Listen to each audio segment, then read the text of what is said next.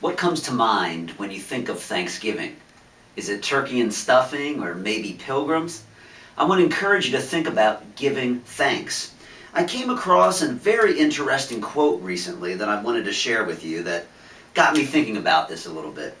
The quote is this: "Feeling gratitude and not expressing it is like wrapping a present and not giving it." Well, what a shame that would be, to wrap a present and not give it. And maybe that's a good analogy for what feeling gratitude and not expressing it is like.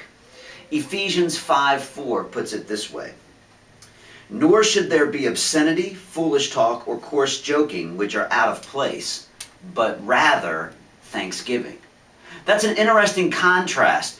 Instead of those words that are inappropriate, those words that are discouraging, those things that are mean-spirited, we need to replace those kinds of words with words of thanksgiving, thankfulness.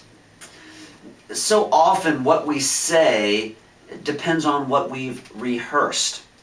For example, when I've been in a Christmas production before, I have to spend a lot of time rehearsing my lines.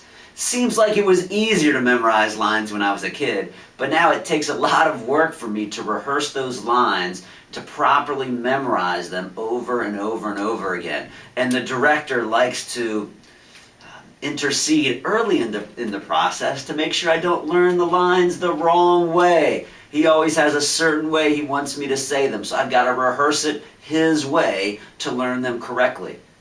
In the same way, we rehearse a lot of things in life. For example, you may know someone who rehearses complaining.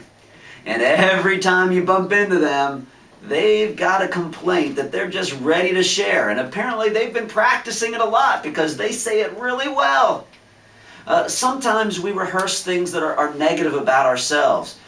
Maybe we heard it somewhere earlier in our life and now we say, well, I'm not good enough. I'm not smart enough. I'm not capable enough. I'm this or I'm that. And we've rehearsed those kinds of things in our minds.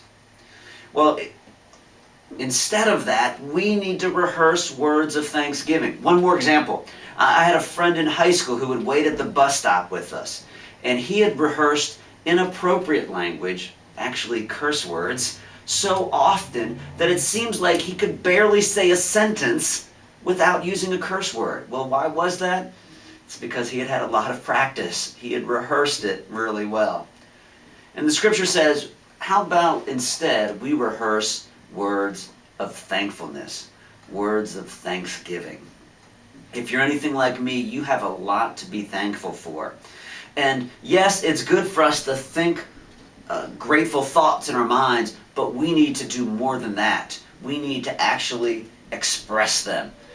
Don't hold them back. Don't keep them as your little secret, what you're thankful for, but actually share that with the people you come into contact with.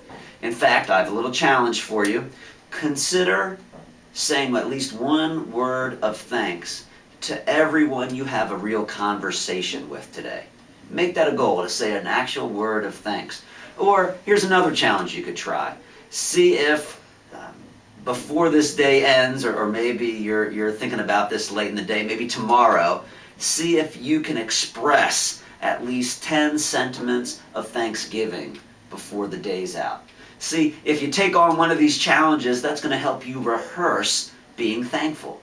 That's going to help you practice expressing words of thanks. Because, again, what we're trying to get across is there's all kinds of different things we can say and share and speak about. The scripture says, though, but rather thanksgiving.